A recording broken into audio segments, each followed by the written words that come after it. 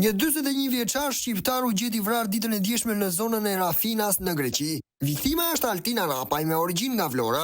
Trupi i pajisë i viktimës u gjet në një vresht, disa ditë pasi ishte raportuar i zhdukur. Policia ka arrestuar autorin e dyshuar 46 vjeçarin Mikel Selimaj, po nga Vlora. Sipas mediave greke, Selimaj u lokalizua dhe u kap në një apartament të marrë me qira nëpërmjet platformës Airbnb të Gylkanera. Pronarja banesës kishte tentuar të kontaktonte me të, por ai nuk i përgjigjej thirrjeve. E shqetësuar ajo njoftoi policin, e cila mbriti në vend dhe pas rreth 20 minuta shtrokitje dhe thirrje në derë, 46 vjeçari e hapi atë.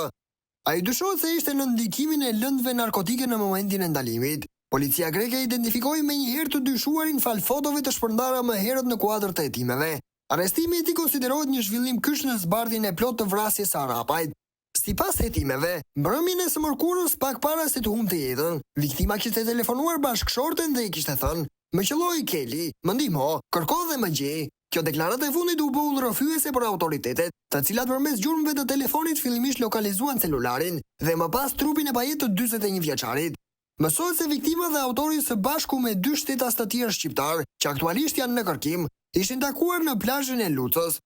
Të katërt u ngjitën në makinën e Selimajt dhe bën një ndalesë në fushë, ku ndodhi dhe përplasja.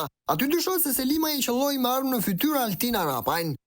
Të dy kishin precedent penal për çështje droge dhe autoritetet dyshojnë se krimi ndodhi si pasojë e një konflikti për shkak të pazareve të drogës. Hetimet vazhdojnë ndërsa 2 personat e tjerë të përfshirë mbeten në kërkim nga policia greke.